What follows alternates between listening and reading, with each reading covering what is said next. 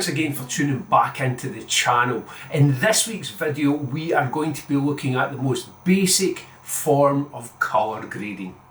And yes, you can tell by the images, I went and I farmed some AI images. Please don't get me wrong, I did create the character, but I created that using Midjourney. Whereas the other image, the background plate, that was taken from another feed in Midjourney. So how you feel about that is entirely up to you. But I do have a video coming up very soon on the use of AI and basically my opinion on it.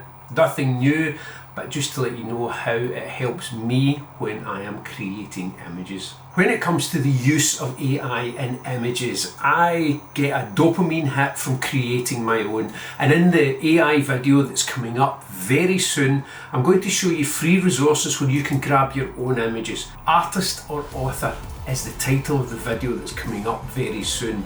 And for me, I get a dopamine hit creating and using real images to produce my composites. Everyone's different though. So in that video, I'll show you free resources where you can gather images to practice your compositing, to practice your editing, just in case you don't have perhaps that subject matter there. Back to this week's video, we are going to be looking at the most basic way to colour grade. Now, colour grading is an art form, and it's not one I would even profess to know the beginnings of. But I just thought I'd show you one of the things I learned years ago when it comes to basic colour grading and how to match various images, and it actually works really, really well. So without further ado, let's dive right in. First thing I'm going to do is create an A3 document and just keeping it at 8-bit and drop in both of the images from Midjourney. From here, I'm going to select the subject and mask the subject using the mask button. This is the quickest way to cut anything out in Photoshop. The next thing I'm going to do is create a fake letterbox by holding down Control and clicking on the image in the layer. This will select the image bounds. From here, go to Select Inverse, and that will select everything outside. From here, simply create a new layer at the top and flood fill using the paint bucket tool in black. The next thing I'm going to do is I'm going to place my subject and scale them up until I'm quite happy with the composition of the piece. From here, I'm going to create a flare behind the subject, and do that by creating a new layer and choosing a colour.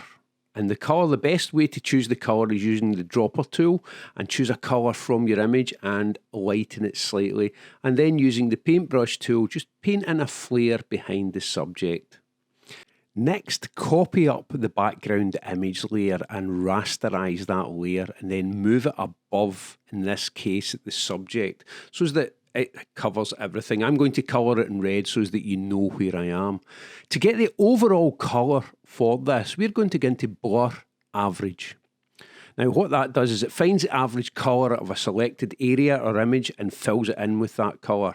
And then we have to clip it to, in this case, the subject. Now, I could have left it where it was, I just blended it through the entire image, but that would have then affected the entire image again, multiplying the effect in the background. So once I did that, what I did was I went up and found a blending layer, and now I'm turning down the opacity to try and match as best I can the image. Now, it's not always necessary, but I have put in a curves layer to try and blend it even more. From here, I've then copied up that layer again, and now I'm using it along with blending modes to try and blend in the entire image. This is the point now where we take it into one layer as if this is the image we've actually created. Now that everything's blended together, we can then take it into Camera Raw to finalize the edit. And this is at the point where you can make any tweaks, adjust anything at all to balance out the image. Now, this is the really quick and simple way of colour grading an image, and it's effective for images such as this. It also works in other styles of images as well. A preference of mine is just the fantasy type images, but this can actually work for photographs as well, should you want to try it.